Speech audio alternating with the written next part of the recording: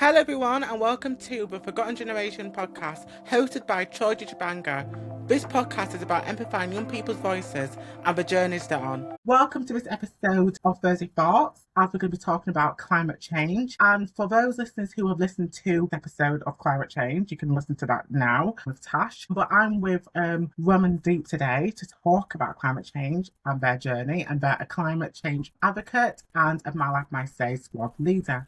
Would you like to introduce yourself to the listeners? So, hi everyone, my name is Ramandeep Nijjar, and I guess I do quite a lot of different things, like a lot of people in this space. So I've just finished my degree in zoology at the University of Reading, and I'm currently doing like various freelance and volunteer positions while I find what I want my next step to be. As Troy mentioned, I'm a squad ambassador for My Life My Say, so they're a non-partisan organisation, and we try and help young people to connect with democracy and what's going on in the political space. Then I'm also a key organiser and spokesperson for an organisation called UK Youth for Nature. So we're the leading youth movement calling for urgent action on the nature crisis. So we're aged all 16 to 35. And then I'm also a youth representative for the British Trust for Ornithology. So that's because I really care about birds. And it's really interesting to learn about them because they're being affected in different ways by climate change. And then I do quite a few other things, like I'm a trustee for my local wildlife trust, and I just try and help advocate for young people in all the different spaces that I'm in. And me and Troy are connected because we try and also platform youth opportunities, because we both found that they've really helped our lives, so we want to help more young people to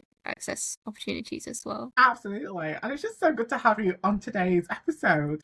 First question is, what is your climate change journey? So yes, I guess since I've been young, I've always been interested in the world around me. That led to me having a really big interest in wildlife and nature, but you can't have wildlife and nature without a stable climate. They're very intertwined. So I guess I'd say my climate change journey is still quite early because it's a very complicated area, but I'm always keen to learn. And I guess the way I talk to people about it is I say, there's currently a biodiversity crisis, but there's also a climate crisis, and intertwined, so very deeply interconnected. So we need to learn about the complexities of both of them to try and understand what we can do to help tackle it. Exactly. Thanks for saying that. So important. And so who inspired you to be part of your climate change journey, and what made you want to make a difference in your environment, and what does it mean to you? So like many people, there are many people that inspire me every day, but I really like the climate justice angle of climate change, which is also what keeps me going. Climate justice angle is, to summarize from why I care so much about it, is currently most of the people that cause climate change the least are facing the most severe impacts of climate change. So this might be people from like the global majority or people from lower economic backgrounds. It's very complicated, but Greta Thunberg, who's obviously the leader of the youth climate movement, speaks about it so eloquently. So she's definitely a big inspiration of mine. But there's also many other activists such as like Dominic Palmer or Tori Choi. Her book is amazing. If you're facing like anxiety to do with the environment and climate crisis, her book is really, really good for articulating that and helping break it down. But there's probably many more activists and also community leaders. Like I see so many more cropping up every day, and especially when there was like London Climate Action Week recently. Sadly, I was away, but I saw that there was a youth summit, and seeing that more and more youth spaces are cropping up in these big spaces is really incredible. Wow, it actually shows that there's so many incredible people who are doing incredible work in climate change. Like you said, Greta Thunberg, don't blame you about you very much. I'm inspired by her. So many incredible people who have done so much work in climate change. And so what is one positive that you like about climate change, and what is one negative you dislike about it? I guess the positive, there's not really a positive with climate change, but I guess the people are all so dedicated, brave and committed to the cause. So I guess getting to know people like that keeps you motivated and keeps you going. So I guess the community is probably, many of us who do activism, keeps us going. So I guess if there can be a positive of climate change, even though there really isn't, that would be one aspect. And then also, you asked me why I care so much about the environment. I guess I really care about like the diversity of life, and there's so many incredible stories of not just like different species, but people from different cultures, different backgrounds that you get to learn if you're in this space. And then I guess the negative is, it's not a very good time at the moment. We're seeing the impacts get worse, and like things like wildfires increasing, droughts, floods, and like even if you're in the UK, you would have seen that we're having more and more heat waves. So it feels like climate change is not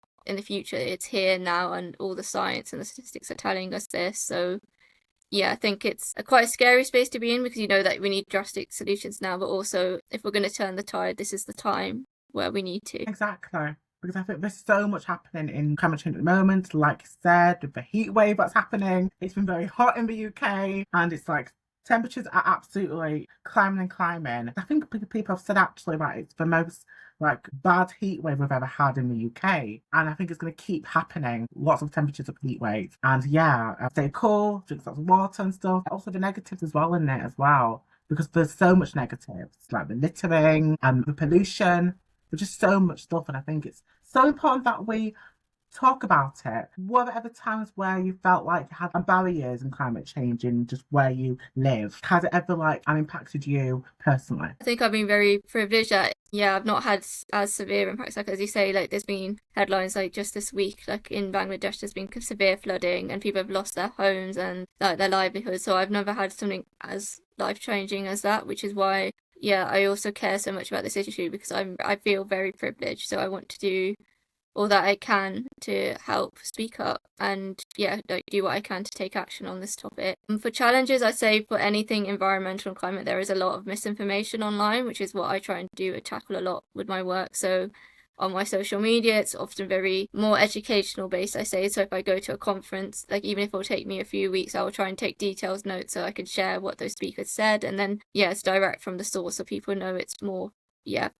factual, because, yeah, as you say, most of these topics are very complex and multi-layered, so it's quite hard to articulate in a quick headline or a quick 30-second video. But I think that's why I try where I can is to share those sources of watch of good, credible information, so if people want to learn about these topics, that they know that they're learning it from places that have true information. And I guess, yeah, as you say, it's complicated, so a lot of people shy away from learning these topics because they think, oh, it's too much, like it's too overwhelming. But I understand, I had that same feeling, but it, you know, it's here now. Even if you just learn a fraction, it's just something, and it connects to so many different topics like health, food, human rights. So, you know, it's really important that we can all keep learning about it. Yes, exactly. You know, like some tools, exactly like you said about your like social media, you kind of like have those education tools. And I think that helps. And I think we do need to be educated a bit more with climate change, as I think lots of young people don't really know how it kind of like impacts, but also the wider people as well.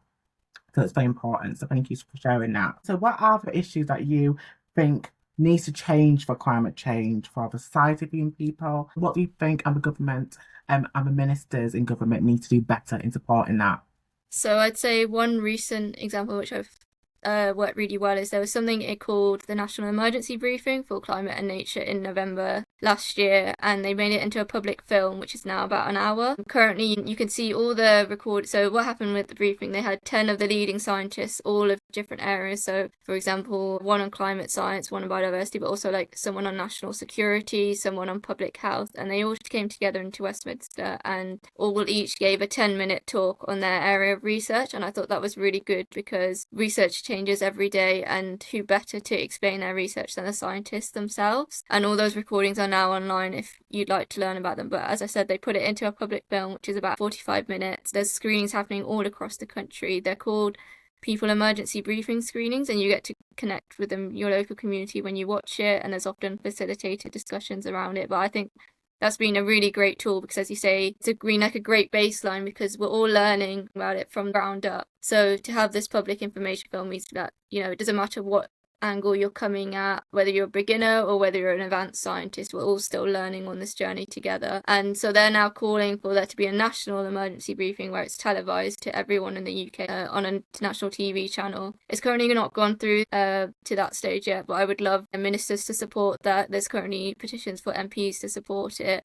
And I think that would be really great, because, as I say, once anyone can be informed on the topic, we can then work on solutions, not just nationally, but in community level of how we can tackle it together, because different cities and towns will have different ways that they can potentially combat it. So, yeah, hopefully that answers that question. Absolutely does. I like link it in the description and what you said to the listeners, like so they can watch it.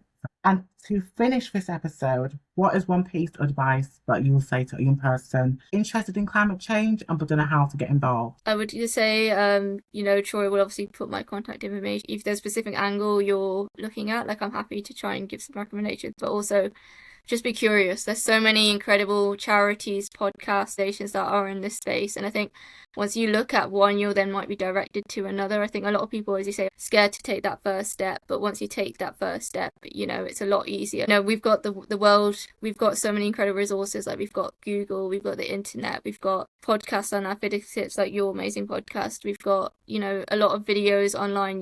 We can educate ourselves on these topics if we want to, and a lot of other topics too. And I think, as you say, you just have to start. Like this, if I'm curious about something, like I'm not a business person, but I started watching a few videos on business to educate myself. So we have that freedom not to just study at school or universities. There's other ways that you can get free education, and there's also so many free online courses, free talks you can listen to. So whichever way you like to learn, I'd say just begin, because the more we know, the more power that we have and the more action we can take. So yeah, I guess that would be my one tip, is just stay curious. I love that. Stay curious.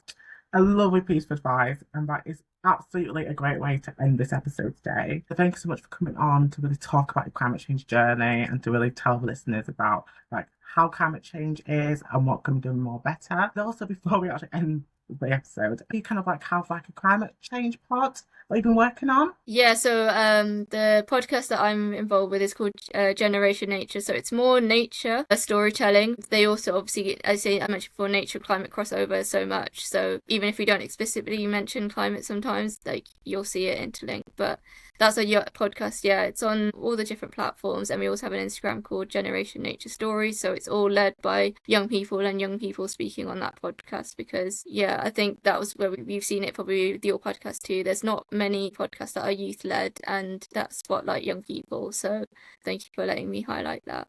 Anytime. Thank you so much, for coming on today. Thank you for having me.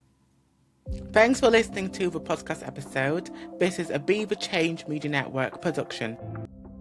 Please support the podcast by subscribing and rating the podcast. I'd love to hear what you like and what could be better for future episodes. If you want to find me, you can find me on Instagram and @Troy, and also on X _Troy. Tune in to next week's episode.